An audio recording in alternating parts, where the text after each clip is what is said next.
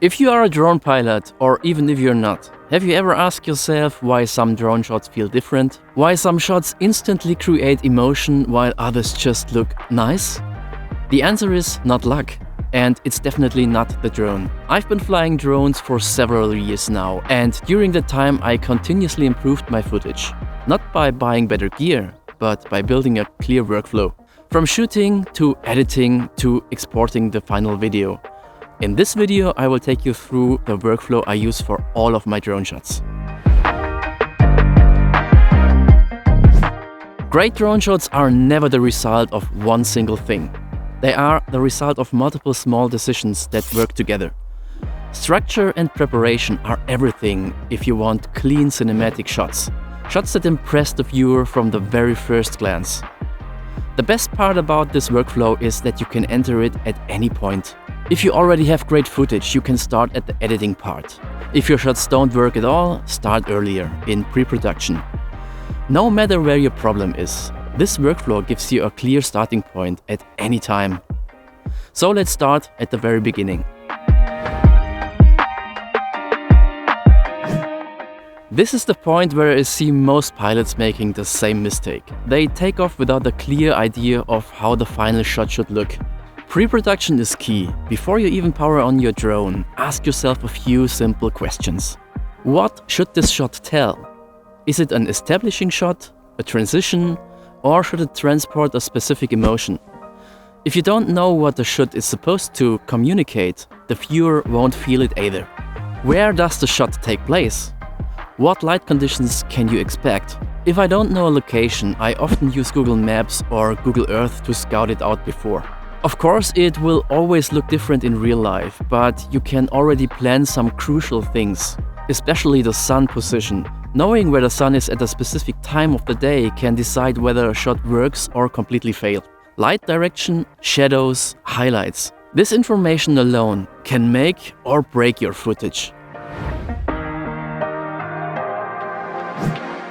Once you are on a location, don't just fly around randomly. Even if you have multiple batteries, the goal is not to go home with a ton of footage. The goal is to go home with good footage. Define where your shot starts and where it ends. Which areas do you actually want to show? Think about light direction and make sure you don't introduce unwanted lens flares or harsh highlights. Speed does not equal quality. When you fly low and close to objects, slower movements usually feel much more cinematic. This is especially true for normal camera drones. Flying higher often requires a bit more speed to keep the movement feeling natural. It always depends on the shot, but being aware of this makes a huge difference. Many shots only start to feel cinematic once you introduce parallax. Look for foreground elements like trees, buildings or edges. They add depth movement and make your shots feel much more dynamic. Alright, it's getting a little bit cold, the sun is already setting. The next important parts, how I prepare my drone settings and how I edit my footage in Premiere Pro, I will explain from inside where the heating is on, and yeah, so let's go home.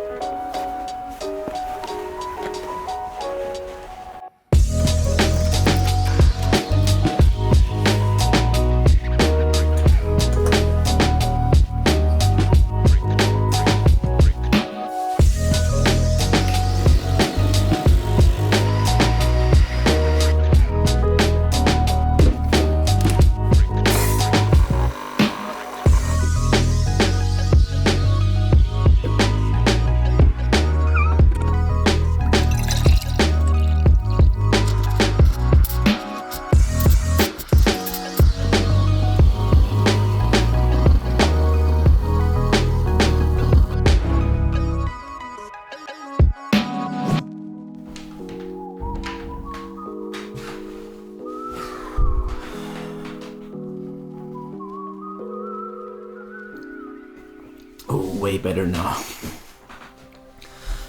I shoot all my footage in log, both my drone shots and my footage from the Sony Alpha 6700. Log footage gives you much more flexibility in post-production because highlights and shadows still contain information. The image looks flat at first, but that's exactly what we want. Compared to footage that already comes heavily processed out of the camera, log allows you for cleaner color correction and more natural contrast. When shooting in log, it's important to slightly overexpose your image. I usually keep my EV between around 0.5 and +1, depending on the scene. If there's a lot of sky or bright areas, I might say a little bit lower. To achieve correct exposure with the right shutter speed, ND filters are essential. Think of them as sunglasses for your drone.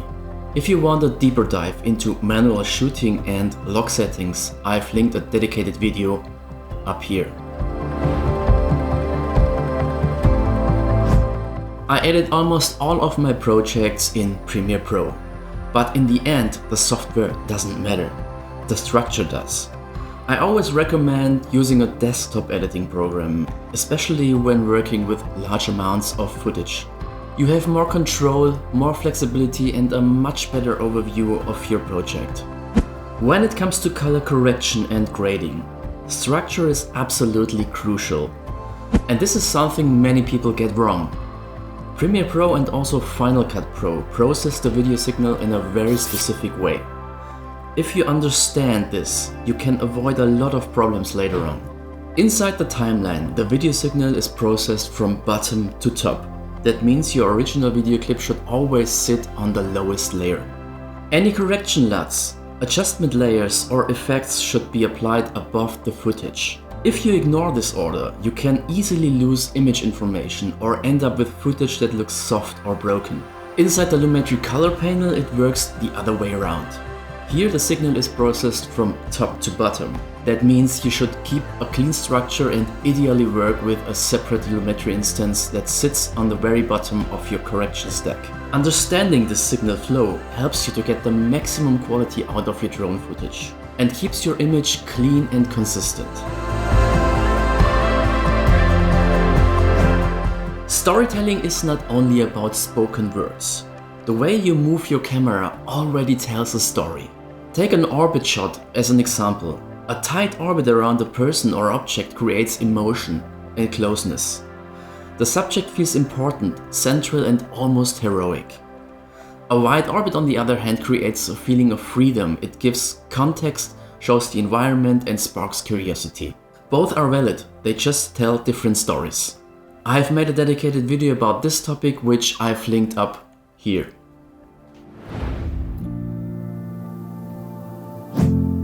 Drone shots don't come with usable audio. Using music alone already works, but it's not perfect. Sound effects like whooshes, wind or ambient sounds add realism and emotion. They make your shots feel more grounded and immersive. Music is just as important. Cheap music makes your video feel cheap. That's why I personally use platforms like Artlist or MusicBed. Yes, they cost money, but they elevate your videos significantly. There are countless tutorials about export settings. I've tested a lot of them over the years. In the end, I found a set of export settings that work reliably for my workflow, especially for drone footage. I will show you my final settings here and briefly explain why, without going too technical. The key takeaway is this: a clean workflow before the export makes the export itself much easier.